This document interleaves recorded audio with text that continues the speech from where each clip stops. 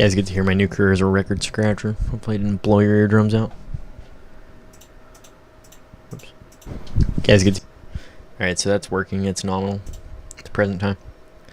Alright, first thing I want to point out before we get into it with Cooper stuff is that I do actually have my own Cooperite drawing behind me. Let me show you. What do you think of that? Cooperite. Okay. I know it's a little more ghetto than... Whoops. What's going on here? I know it's a little more ghetto than Ryan Burns' version of it, but hopefully it allows me to qualify as a Cooperite if you draw it yourself. I drew this one in charcoal, and then I copied it. Actually, I traced a good portion of that. But overall, you know, then did the rest of the drawing in charcoal and traced it. All right. So we're taking a short... Now, this break is not going to last long. For those of you who are here on New Cokes and you're like, well, how come we're not talking about rape and brutal murder? Normally that's the direction to true crime that I go. We're taking a short break from brutal bludgeoning murders to talk about D.B. Cooper. Now, the thing is with Cooper that... Oh, let me change this over to live chat. RQ. Whoops. What are you guys seeing? No data. What the fuck is wrong with this thing, dude? Okay, hold on. Sure, everything's looking good here. Whoops. This is why I need to be looking at my bit rates more closely. Alright, so the first thing I want to say about Cooper is that the stakes are a lot lower, guys. Nobody got killed, so whether or not we ever find this guy, it's not quite as imperative as like how important it was that, you know, Eron's got found, or like that we find Zodiac. But you know, everybody's probably like, oh, this channel is only brutal bludgeoning murders. Not always. It's not always horrific, gruesome gunshot murder. Sometimes we talk about hijackings. Well, nobody died in Cooper, so the stakes are a lot lower. I mean, do I want them to identify Cooper? Yes. Do we need to identify Cooper? Not really. I mean, nobody's in any danger, you know. But that being said, this case has, of course, always appealed to me. Who doesn't like D.B. Cooper? How can you not like D.B. Cooper? He, like, jumped out of a plane with everyone's money. That's so cool. Yeah. So, guys, and, you know, I think that some of these Cooper researchers who were talking about, oh, he was a terrible guy. He traumatized everyone. Sort of, yeah, but, I mean, come on, you know. I mean, I've had closer near-death experiences than some of these people had, so I wouldn't mind it if people... I mean, all kinds of people talk highly of crystal meth, and that almost killed me. Alright, let's get into it. So Cooper was pretty wild. This case has always really appealed to me because it's just like elite special forces type behavior. Though I don't think he was special forces. It seems like that at first glance, and then you actually do some digging in the case, and you're like, oh, this guy was a bumbling, spracked out, possible paratrooper. Yeah. So we did a criminal profile on Cooper, where I talked about some of the attributes that he might have in his outside life. And then this morning I wrote this up as kind of a guide for what we're talking about, and hopefully I can dwell on each section of this write-up long enough to actually make a decent little stream out of it. I've already rambled for 4 minutes about nothing, and you know what, guys? I'm not gonna pretend like I don't think D.B. Cooper was gangster as fuck. So let's just get on with that. You know, I mean, would I do that crime? No, because he got really lucky that he didn't get caught. But that would really be my only objection to not doing that crime. Like, if I felt like I could get away with the Cooper crime tomorrow, you know, I mean, I don't think that other Cooper researchers feel that way, and I don't know how I would be received at CooperCon or by guys who are pretty serious in this community by saying that. But yeah, if I felt like I could get away with this crime tomorrow and not get arrested for it, I would so totally do it. Not so with Zodiac and Eron's crimes. Those, I wouldn't do those crimes. Those are really bad crimes, and the stakes are very high when we're talking about offenders like this. With this guy, it's like, I just want to know who he was so I can say how gangster he was. You know, especially if the bomb was fake. If the bomb was fake, all bets are off. This guy's so cool. If the bomb was real, then that was a little bit criminally irresponsible. So obviously people aren't going to like that. Not sure how to be received by that claim, but let's continue. So Cooper was paranoid and cautious. He didn't accept water from the flight crew. Really interesting, and Cooper's caution and his paranoia really stand out. And I think that, I asked the question, like, did this translate to his normal everyday life? And I think it must have, because he never told anyone who he was. Like, at no time did whoever this guy was, did he ever say anything to anyone that made them think, I wonder if that's Cooper. He never... That's like... See, here, the really interesting part about the whole... I think it's Orville Lyons. The whole Orville Lyons story is like the FBI showed up and he said, was this about that hijacking? I don't know if Cooper would have done that. You know, really weird. I think, okay, here's a possibility in that situation. Skyjacking was all over the news at some point of time. I don't know when that interview happened. I would have to ask Ryan Burns. When the FBI went to that guy's house and they're like, hey, what's up? And he's like, was this about the hijacking? It's possible... What's up, Zap? It's possible that... it was just all over the news, and this guy knew, being... I think he was an Army paratrooper, wasn't he? Something like that. You know, being affiliated with the parachute infantry, if the FBI shows up at your house and you're a former paratrooper, and you know you haven't done anything wrong, your first thought is going to be, I wonder if they think I'm DB Cooper. Why not? You know, especially if it's like major news at that time, that would make sense. So, thanks, Zap. Yeah, I'm a Cooperite now. That's all you have to do to be a Cooperite. I don't care what anyone says. People are like, no, you need to do this to be a Cooperite. It's like, it's on the wall. Alright, so, I think this type of paranoia really translated through to all aspects of his life. I think he was this cautious normally. The thing is, like, people like to think that an offender at a crime scene is able to, like, completely become a different person, you know? Like, if they act paranoid and cautious, it's all an act, and they're not always like that. And other times they would tell their grandkids about how they were, like, other times they were Walter Recca and they, like, told the world. No, not the case. That's an element of criminal profiling. I think that's very accurate. Like, if a serial offender, for example, shows up to a crime scene and he, like, meticulously wears gloves and he never leaves a single fingerprint behind and he never leaves any DNA. I mean, not for neurons, but you get the picture. Never leaves any fingerprints behind.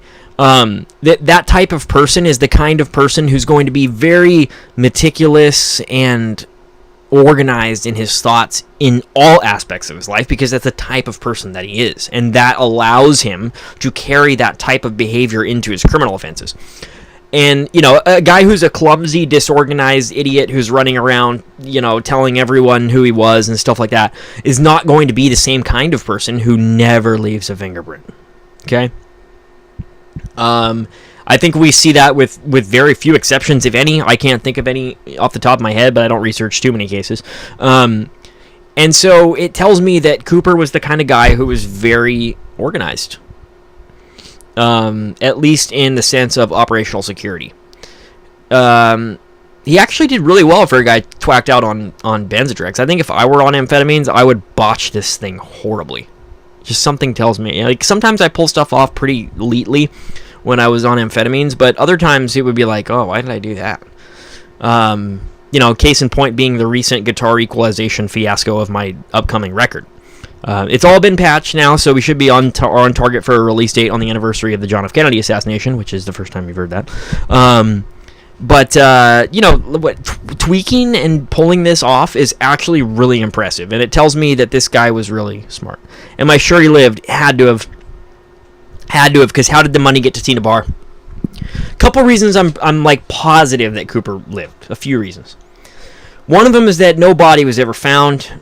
And those search teams, I mean, maybe they're looking in the wrong place, whatever, but nobody found anything on the ground. If this guy landed like a meteor, boom, into the ground, we would have found something, and we didn't find anything at all, except for the Tina Bar money, and that was way off the flight path years and years later. 7 years, whatever. I think that was 1980, so. Yeah, it doesn't matter, though. Like, the drop zone itself is actually a pretty populated area. It's really not the forest that the FBI was trying to tell us it was in the early days after this took place, and a lot of that was to dissuade copycatters from pulling the crime off themselves. But none of them it's just I don't think that he died. And an NB6 parachute container is extremely reliable. So what killed him? That chute's gonna open. It was packed by a highly experienced parachute packer. It's an extremely reliable chute container. I'm not seeing any reasons he would have died. And if he had, we would have found something on the ground. And if he had died, the money wouldn't be at Tina Bar. Why is the money at Tina Bar? He has to have survived. There's no possible... A dead body can't put the money at Tina Bar, 8 years later, 9 years later. So, really convinced that he survived, made it to the ground, and just took it to his grave. I think he's dead now. Really weird to think about. I wonder who he was, I'd love to know. If they do ever identify him, you guys know his gravestone is going to be covered in memorabilia. I can't wait. Well, anyway, okay. So what I'm wondering now, too, is the paranoid cautiousness of this offender. Does it indicate that he's done previous heists? If he's the type of guy who's able to pull off some high-profile-ass crime like this, it would kind of surprise me if this was his first heist. So maybe you guys want to be looking at other heist guys, but specifically be looking at other heist guys who showed solitary behavior. Like, don't look for a guy who works with a gang of dudes at robbing a bank. Probably not going to be your guy. This guy is probably the lone wolf type of criminal offender. He probably didn't tell anyone. He may very well have been never caught for any of his other crimes. So, bit hard to look at crimes when you don't know, who did them. So, is McCoy or something? He did something similar. Yeah, but McCoy is not Cooper. McCoy is definitely not Cooper. We know that basically for sure. So, spracked out, I wrote. Cooper spent considerable time rigging up a money container. This indicates he ingested excessive benzodregs. Offender probably stimulant abuser. Where did he have first contact with amphetamines? These are the options for him. Is that he had ADHD and he was prescribed them by a doctor, or given them by a doctor, recommended them by a doctor. He was attempting to lose weight, but most likely that he was a veteran of World War II. See, because in World War II, the governments of these armies were handing out tons of amphetamines to everybody involved. The Germans used methamphetamine, the United States used amphetamine. And everybody in that war was tweaking balls. Which probably explains why it got so out of hand. But also interesting, too, is that Cooper was described as having a turkey neck. So maybe there's a weight loss component to that, too. Maybe he had some contact with amphetamines from attempting to lose weight. Something like that. But I would say the most likely option for where this offender, got his first contact with amphetamines was probably from serving in World War II. Very common at that time. The Germans were crazy. Yes, they were. So let's say that Cooper is 18 years old in 1945. And we all know that, not everyone who fought in World War II was 18 when they signed up. But let's call it 18 years old, 1945. Well, by golly. So 1971 minus 1945. 26 years after the fact. 26 plus 18 is, I'm terrible at mathematics. 44 years old. So if he's 18 in 1945, he's 44 at the time of the offense. Puts him right in that pocket. You guys see how, look. Now, let's say he was 18 years old in 1942, or, parachute infantry was, basically, all those guys went to paratrooper school, 1942. If you ever watch Band of Brothers, They signed up for the Airborne, and they were in school in Camp Toccoa, Georgia, in 1942. In which case, let's say he's 18 at the time. I don't think you could be. I think you had to be like 20 years old. But it puts him right in that pocket of that age that we know for Cooper, late 40s. He's somewhere between 40 and 50, I estimated in my profile. And the FBI likes to pin that at 48. I'm not sure where they got that number, how they developed that. But I think what the FBI is mainly trying to tell us is that this guy was in his late 40s. So many of the paratroopers died. Yeah, but I think not as bad as the guys who stormed the beaches. Yeah, it's pretty high risk. And also, you have to be able to, keep calm under pressure. And even though you might be nervous, and even though you might be scared out of your fucking mind, I think Cooper was probably scared out of his fucking mind. Outwardly, he portrayed this sense of collected calm. And that is exactly the type of behavior that we would expect from a paratrooper.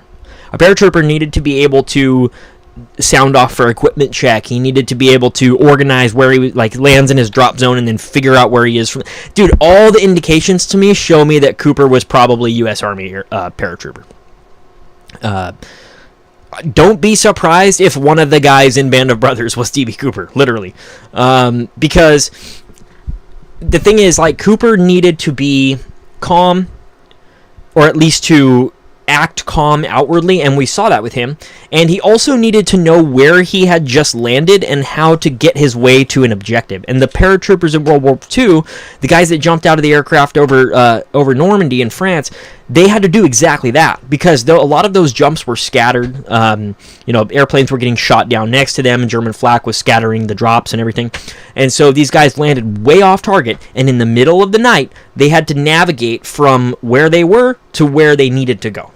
And that could be God knows fucking anywhere. And that's the exact same thing we see with Cooper. Cooper had no idea where he was really going to land. He could kind of get a rough idea of it by looking for the lights of Portland in the distance and then kind of jumping based on the time from that. But ultimately, he really didn't know. It wasn't like he was going to land on his car. Did they rule out paratroopers who lived near the landing zone? I'm sure, yeah. I'm sure that they went down that road. And who knows, you know just as well as any of us do that sometimes we're just not told the whole truth with these situations. But the military connections to this case and the specifically, basically you could consider paratrooper special forces, though I think that kind of carries with it a different, now what we would consider special forces is way more elite than your average paratrooper in World War II. But the types of conditions that Cooper had to operate with on the night of his jump were very, very similar to the types of conditions that the guys on D-Day had to operate with, except the only difference was there was no German flak shooting at them. His adversaries were a little bit more removed from his present circumstances. But he definitely looks to me like a veteran of World War II. Totally. He totally looks like one of the guys who jumped out of Richard Winters' aircraft on D-Day. And I think that that entire demographic of people who were Parachute Infantry Division needs to be looked at very thoroughly. And you can kind of triage those suspects based on if they had a small nose and a protruding lower lip, because those are two things that we know about Cooper's appearance. Gives him all the skill sets. I totally agree. It's not as if Cooper, Cooper's jump was very... Where else would he learn it? Yeah, totally agree. There's clues in this case that indicate to me that this individual was probably United States Army Airborne. Let's move from here. Hidden hand, I wrote. Why did Cooper hide his hand in a bag? Was he concealing a pistol, or was he missing one or more fingers due to an occupational injury? Could this be the let's stop there for now.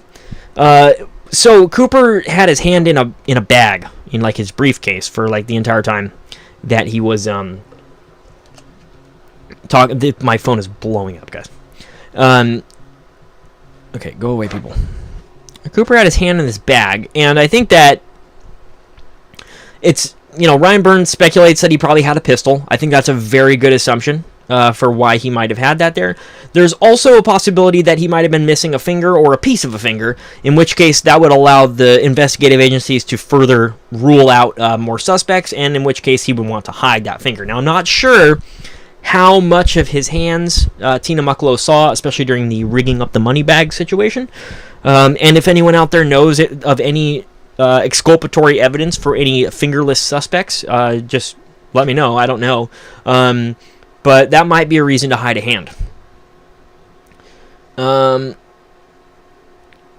Why keep pistol in bag, though? Well, he was very good about not alerting anybody else on the aircraft that there was a hijacking. He was very quiet about the takeover, and it actually wasn't until those passengers got off the aircraft in Seattle that they knew that anything had happened at all.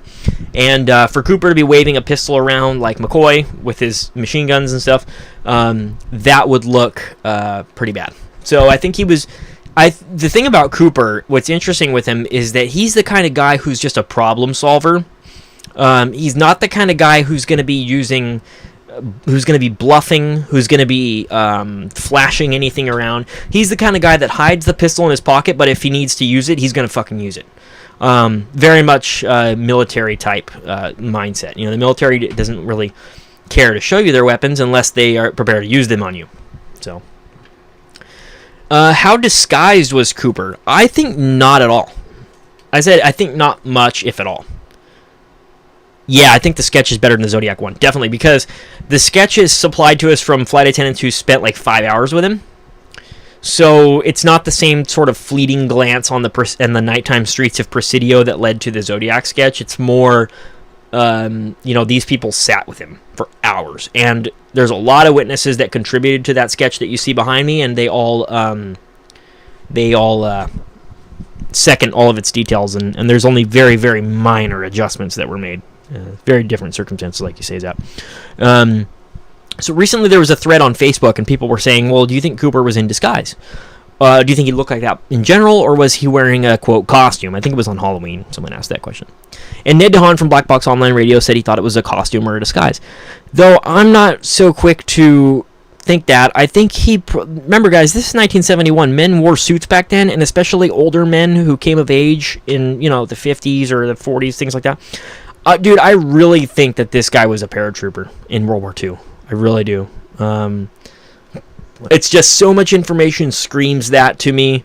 I think that they need to rule out every possible suspect in the United States Army Airborne, and they need to triage those suspects based on the size of their nose and their lip.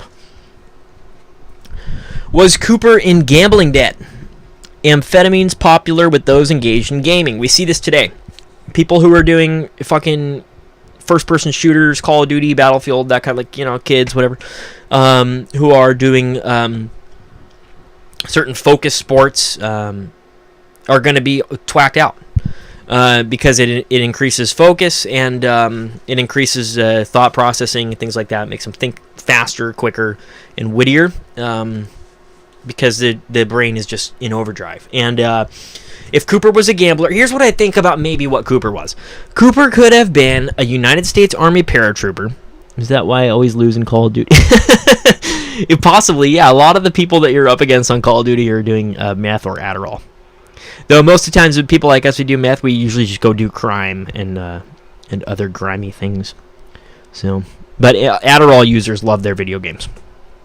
And Adderall, the only time I take Adderall is when I'm coming down on meth and I need something to make that more bearable. I'll take Adderall, or I'll take Adderall if there's no meth available. But other than it's pretty weak. I usually will aim to do methamphetamine. In which case, I'm not gaming. I'm doing amphetamine is pretty weak compared to meth. But that's because I was doing meth for 10 years, basically on and off. So that really fucks up your dopaminergic receptors, and it takes a lot. I don't even feel crack much. I've smoked crack, barely felt it at all. So, let's see. Pretty much didn't feel cocaine. I don't feel it. Does absolutely nothing. One time recently I was doing some cocaine. It just made me angry. That's all it did. Didn't really feel. And crack was I did that when I didn't have meth at the end. So, meth really, it messes with your ability to do other stimulants. It's just so much more powerful than them that it's not even close at all. Let's see. So I think Cooper could have been a United States Army paratrooper who, after the war, got mixed up in gambling and probably went into debt, had a $200,000 debt problem, or more, or less, or whatever, and decided, because he was on speed, that he was going to jump out of an airplane with everyone else's money. I don't think he's Ted Braden. Okay. Why did Cooper hide the contents of the mystery bag? Did it contain jump gear that could point to parachute operations background? God, yeah. When I feel this case out, like, and I don't know what Ryan Burns is going to think about this. If anyone wants to send this over to Ryan, I mean, I can too, but I don't know what if he'll watch it or whatever. I'd love to know what Ryan thinks about this. Like, the more I kind of like try to profile this guy, and I know that's a dangerous thing to do, like to try to make shit up to get an understanding of a case is not really the best way to do it. But that's what speculating is. That's what hypothesizing is. I think this guy is a paratrooper for the Army, specifically. He might have jumped on D-Day, actually. I mean, he's right in the age pocket. Don't be surprised if Cooper is identified and he was a paratrooper who jumped into Normandy. Don't be surprised. Or into Holland or into Germany. A lot of those guys didn't live. Cooper could have been a replacement for one of the airborne divisions who jumped into Holland or Germany. Or he could have been there on Normandy. I really don't know. He was good at what he did, obviously. Never been caught. But I'm feeling it in my bones, Army paratrooper. Especially because he appeared to be able to... Now, we never saw Cooper with the compass. We never saw him with maps. He appeared to be able to understand the ground environment and how he could get from one location to another. He might have had maps in his mystery bag. We don't know what's in his mystery bag, but he could have had some really broad maps that would have allowed him to at least understand which direction he's supposed to be going. Could have had a compass, could have had gloves, goggles, that kind of thing. But this guy looked like he was really comfortable with figuring out where he was once he was on the ground and how he could get from point A to point B with very limited resources, and that's the type of shit the United States Army specializes in. So, let's see. Cooper very possibly hurt himself on landing. Remember that he had a 26-foot canopy and he was carrying a ton of weight. Well, 22 pounds plus his body weight plus I guess not too much. But he probably had a hard landing, guys. Cooper probably hit the ground moving pretty hard. Moving pretty fast. And if he hurt himself, the injury did not prevent his evasion. So did he have experience treating minor injuries? In which case, more Army stuff. Guys, all signs point to military on this guy. I don't even think he's a military reject. I think he's someone who made it through jump school. It's very interesting to think about. But Tina Mucklow said that it looked like he put on his parachute every day. This is the kind of stuff that... guys, look at every Army paratrooper. That's the way. I think you're going to get really... You need to look at every Army paratrooper who has a small nose and a protruding lower lip. And Ryan Burns is supposed to be unveiling a new suspect at CooperCon this year. You have the vape?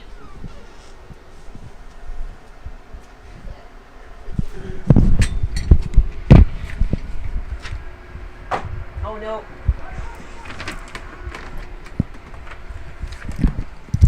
Why you hit the door?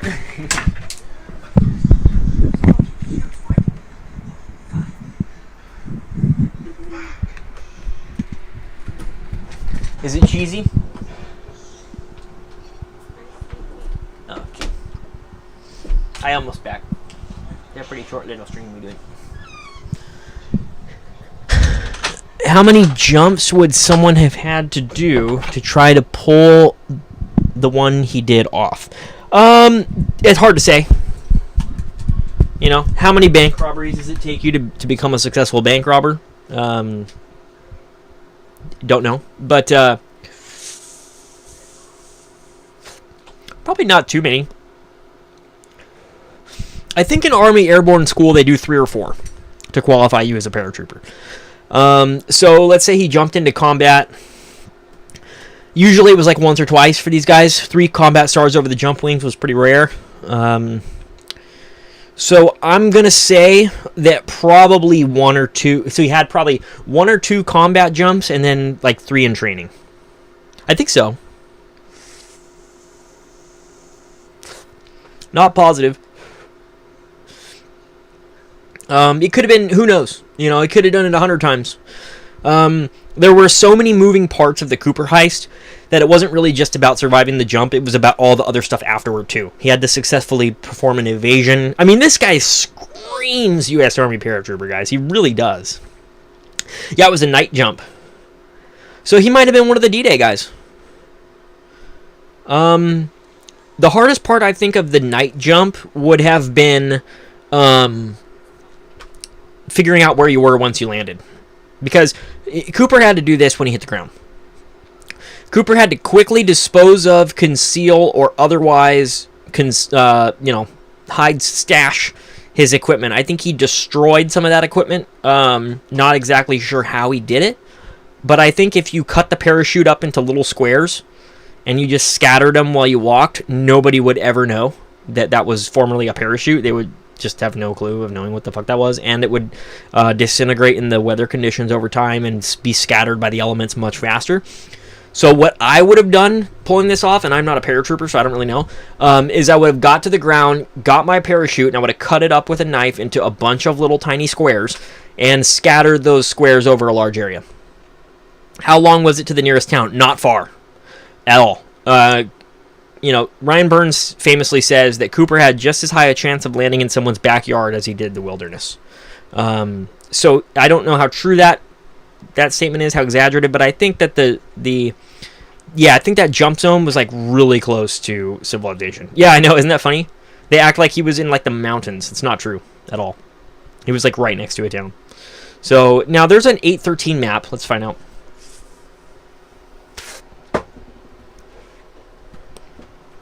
Read this back to my wife. Are you in here? You want the vape back? Here.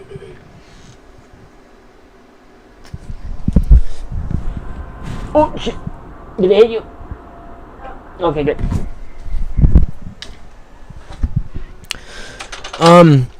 That's how I imagine it in the mountains. Yeah, I know, they spread that information around. Because they didn't want anyone else to try it. So they're like, well, this guy died. He's dead. He hit the ground like a meteor. That's not true. Especially for a trained paratrooper. This guy's a paratrooper, I think. I don't know what Ryan thinks about that, but everything to me screams U.S. Army Airborne. So Cooper had to hit the ground. He had to dispose of the evidence probably while he traveled. No, this is my office. My little office closet. My closet office. It's really cool actually in here. It's also my recording studio, as you can see the guitars and stuff behind. So if anyone's wondering what my studio looked like when I recorded the Book Depository, it looks like this. Let's see. I would have... Who's that? Who was that? Oh.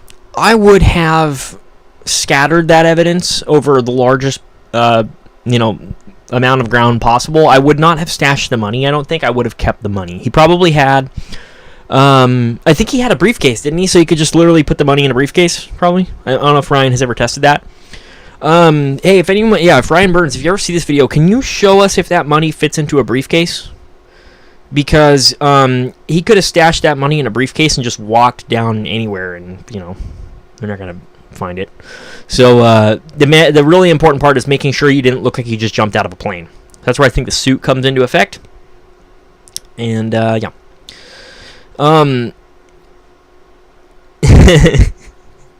Hello, ringing up. He the behaviors that he would have needed to successfully pull off on the ground once he landed are the same types of things that a paratrooper would need to know after landing on D-Day. Now, fortunately for a paratrooper, he didn't need to hide evidence when he got to the ground.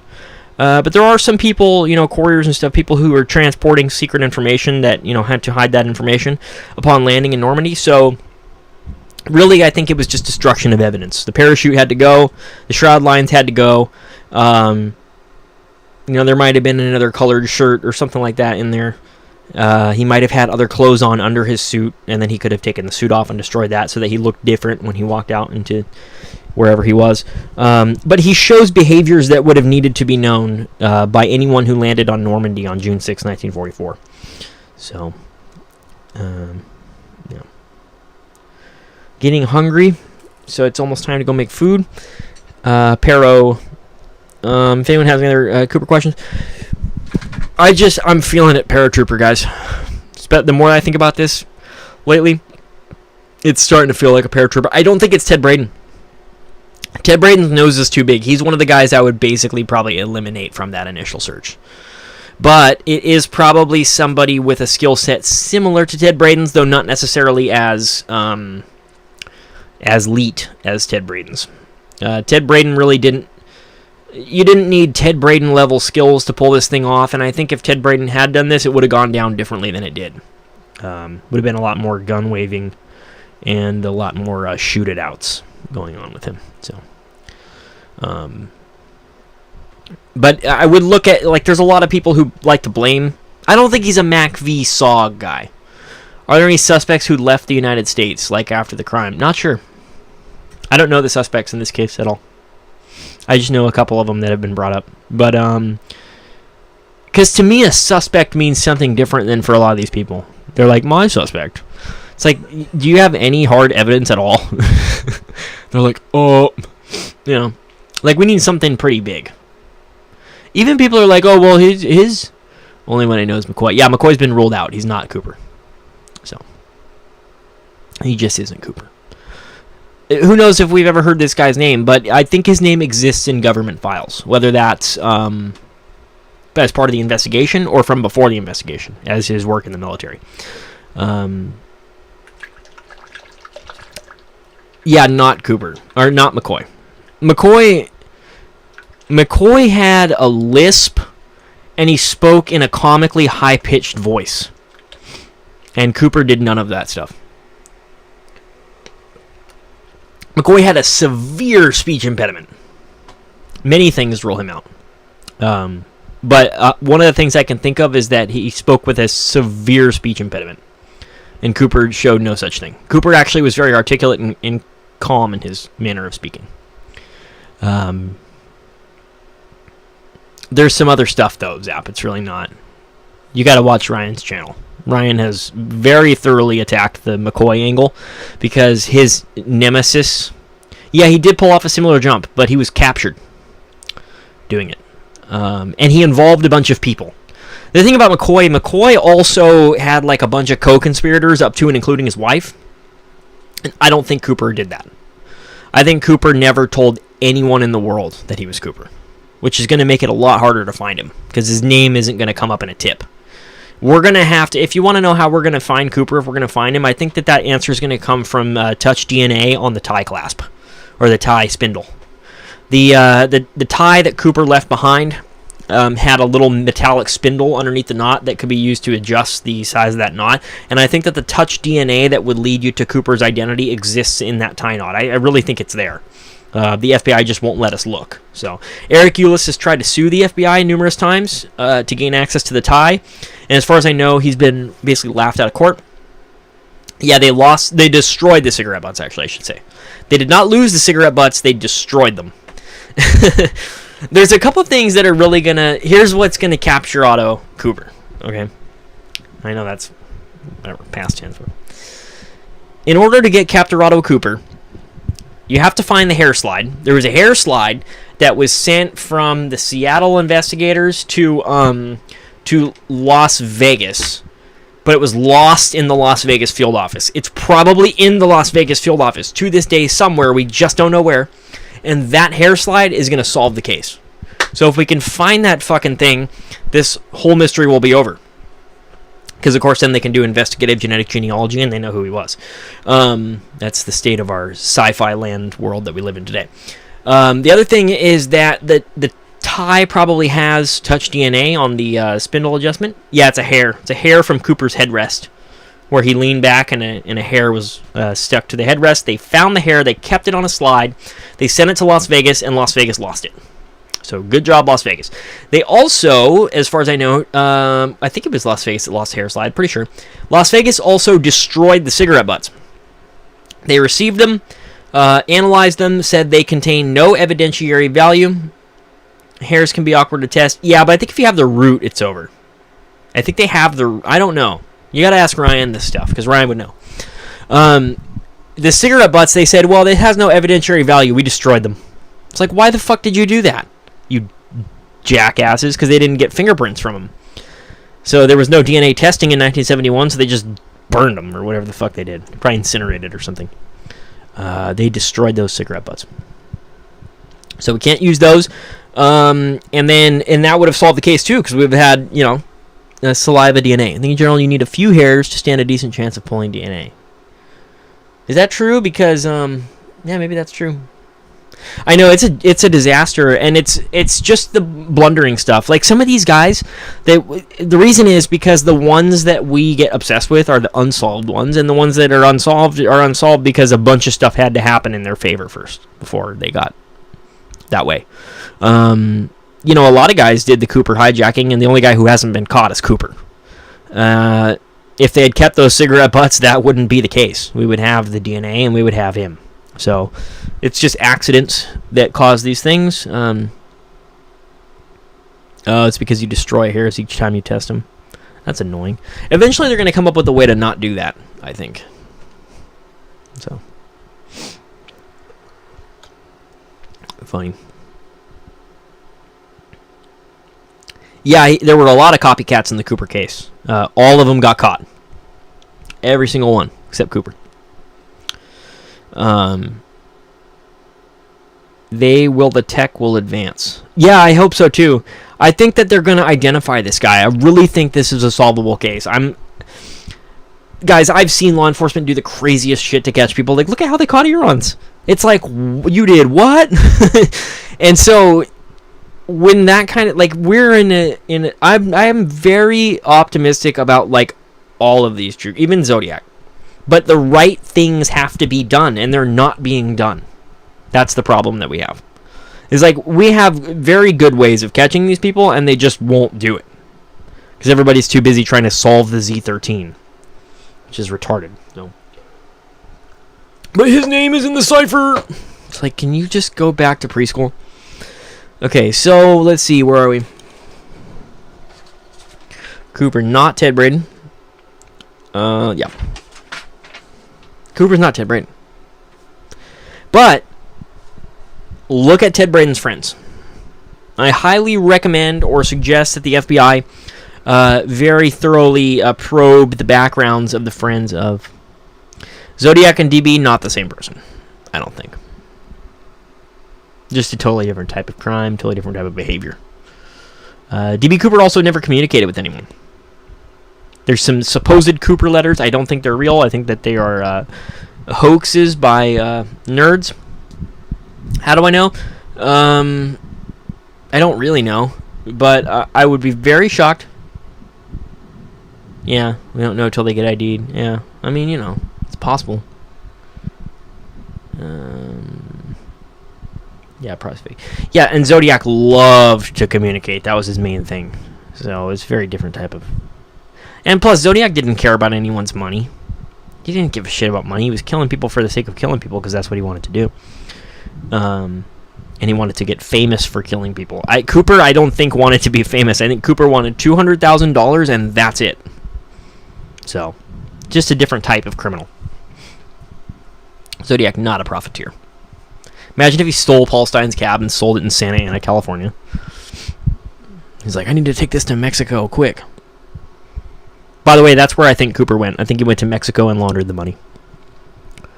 So I'd be looking... Here's the things. Look at every Army paratrooper from World War II. Yeah, I want to know about his life after his crime so bad. Me too. I think we're going to get it eventually. Hopefully we survive to see that day.